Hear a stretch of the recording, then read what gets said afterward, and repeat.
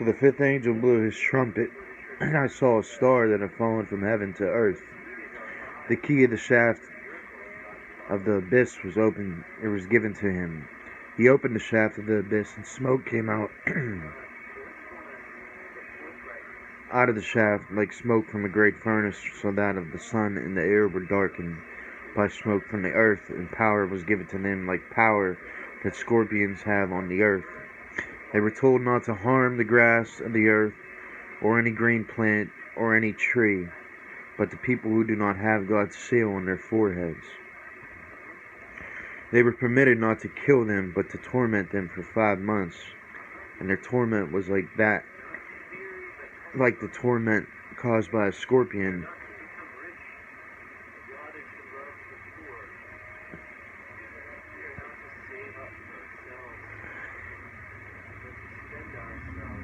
They were not permitted to kill them, but were to torment them for 5 months. Their torment was like that caused by a scorpion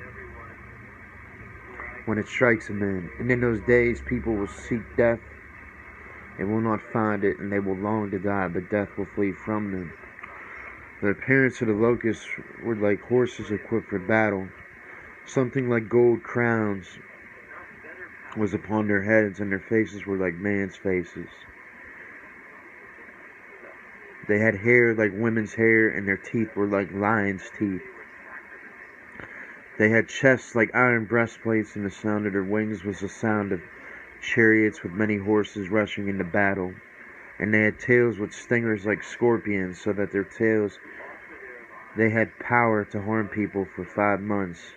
They had a king over they had a king, the angel of the abyss, and in his Hebrew is Abaddon, and in Greek he has the name Apollyon. The first woe is past, and there are 2 more woes to come. So guys, I want to talk about this because I want to also wanted to go into Ezekiel 9. I want to talk about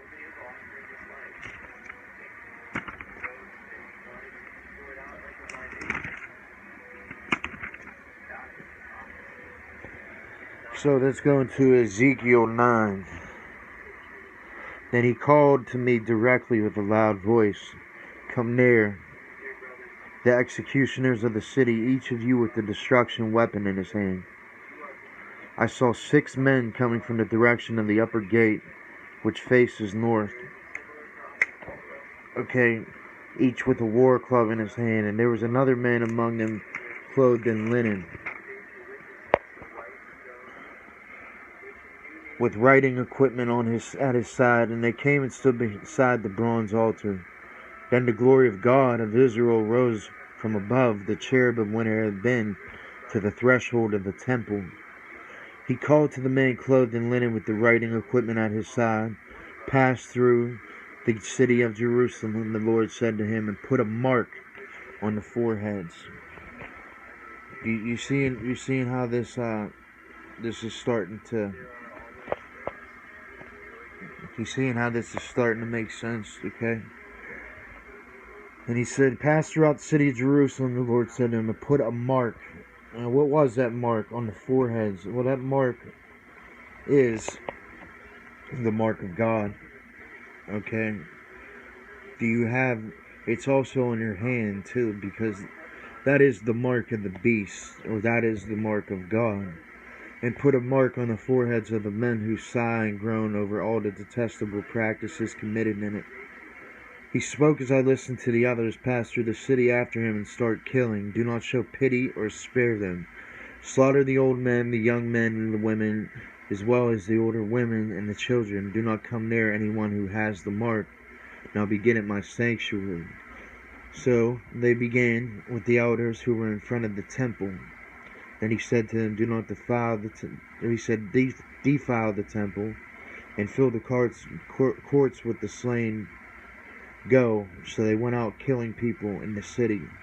While they were killing, I was left alone, and I fell face down and cried out, "O Lord God, are you going to destroy the entire remnant of Israel when you pour your wrath out on Jerusalem?" He answered me, "The iniquity of the house of Israel and Judah are extremely great. The land is full of bloodshed, and the city is full of perversity. For they say, the Lord has abandoned the land, he does not see. But as for me, I will not show pity or spare them, and I will bring their actions down on their own heads. Then the man clothed in linen with the writing equipment at his side reported back and said, I have done as you commanded me. Then I looked, and there above the expanse over the heads of the cherubim was something like a sapphire stone, resembling the shape of a throne, that appeared above them. And the Lord spoke to the man clothed in linen and said, Go inside the wheelwork beneath the cherubim, fill your hands with hot coals from among the cherubim, and scatter them over the city. So he went, and I watched. Okay, this is also talking about, okay, God's glory is about to come, guys. So